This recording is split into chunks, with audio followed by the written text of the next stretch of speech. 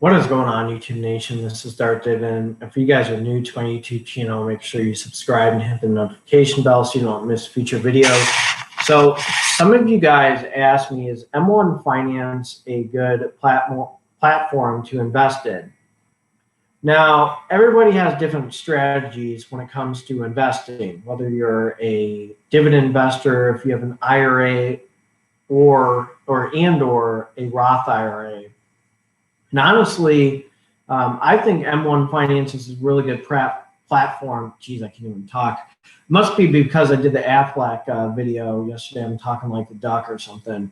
But really, with M1 Finance, it is a really good platform for fractional shares. It's one of the originators. Now, Charles Schwab and many other platforms are starting to use fractional shares. And, you know, the nice thing about fractional shares are you can have certain dividend stocks that give off dividends at a certain time. Once you have a buttload of money in, those dividends will start paying for the other dividends and go from there. So I literally just came back from my shift, and a lot of you guys were asking me questions. It's a good platform. Is it worth it? I'm going to give you my honest answer, and it's yes. If you look at my previous videos that I have, collaboration I did with Matthew Ramey, this is a way that you can take advantage of fractional shares and let the compound interest kick in. So one thing that you can get in trouble with that I noticed with these fractional shares are if you don't have enough money in yet and you have a ton of shares. So say like if you have like, you know, like 30 to 50 shares, and you only have $1,000 in, it's going to be hard for you to get more shares and go from there. So I kind of caught that in my M1 Finance videos.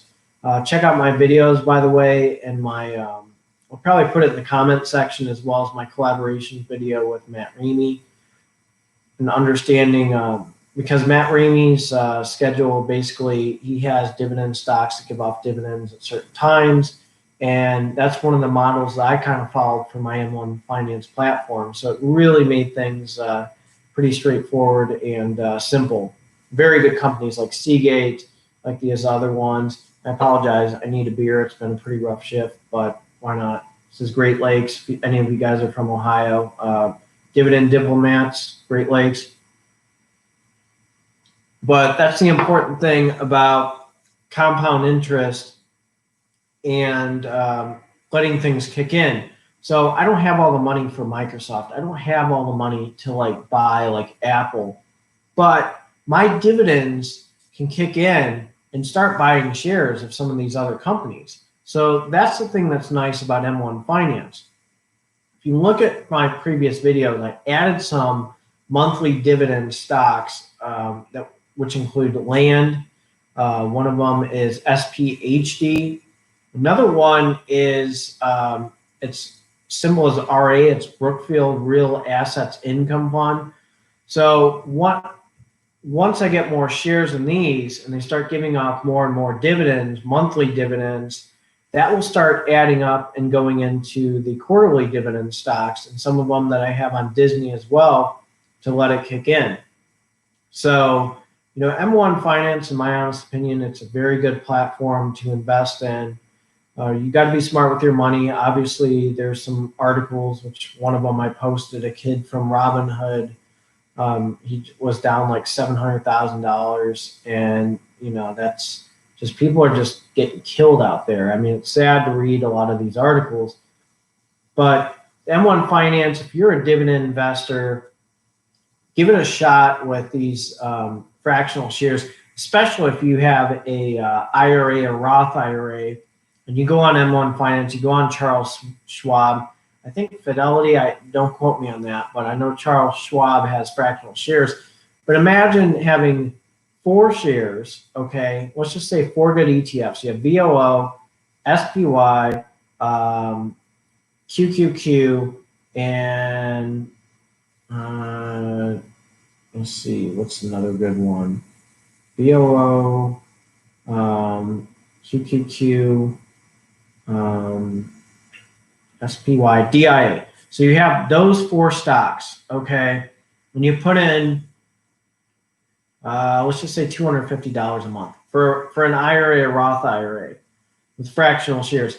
So you're buying, you cut it in half, all 4 of those, and you put in X amount of dollars, okay? Let's just make it more simple. Let's do $200. Let's just say you put in 200. So you put in, you have your little chart, and you cut it in fours. $50 QQQ, $50 VOO, $50 DIA, and $50 SPY. So imagine that with the compound interest kicking in, okay? Or even if you threw in more, but think about that. If you put in money, I mean, those 4 stocks have beaten the S&P and just kill them, okay? So you put those in, you just have a fractional share portfolio, and you just make a killing. Think about this. You have a dividend portfolio, okay? Let's just think of a fractional share dividend portfolio. I'm just giving you a scenario. You have $10,000 in. You have, this is a monthly dividend one. So this is what you can take advantage of. So you have your little, let's just say 4 stocks, okay? I just cut it into fours. You have O, and then you have SPHD, and then you have, let's just say STAG, and then you have the other one, Main Street Capital. So imagine those dividends just flowing in there. Because I mean, one of my goals is to make $1,000 to $3,000 on my monthly dividends, and $2,000 to $4,000 a month on my quarterly dividends. And eventually, if you put all that money in there, I mean, you can almost treat it as like a retirement pension. I know like bonds are one thing, but just an ETF dividend portfolio or something, you could just do it with fractional shares and the compound interest kick in. So my honest opinion, and again, I'm not a investor, but I'm sorry, well, I'm an investor. I'm not a financial advisor. And no, I don't, this is just one beer. I mean, I'm just exhausted. But really, this is, once it adds up over time, I mean, you just have an opportunity to get a lot more shares. And the one, con with M1 Finance is, you got to know your percentages. Some of them, if you just cut it out, you just realize you sell it. And that's one of the early things I realized is like, oh, I didn't realize, I didn't know that I did that. And I had UGI Corporation pretty high, and then all of a sudden it just bit me in the ass. But that's the one thing with these fractional shares. And then when you have a certain percentage on M1 Finance, like in some of my videos, I had IIPR real high, and now I have SPHD a little bit higher, and LTC, because I need to get these monthly dividends kicking in to start getting these quarterly dividends start kicking in. Quarterly dividends will be great, but it's only given off 4 times a year versus 12.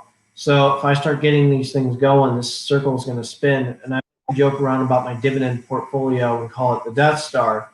So when you do these fractional shares, I mean, there's an advantage. Disadvantage is that you're just not buying whole shares. So if I put in $200 and I have, I don't know, like 10 stocks or something, I'm not going to get, depending on the percentage, it's going to be distributed versus if I threw in $200 in realty income right now and I would be buying individual stocks. So there's pros and cons to everything.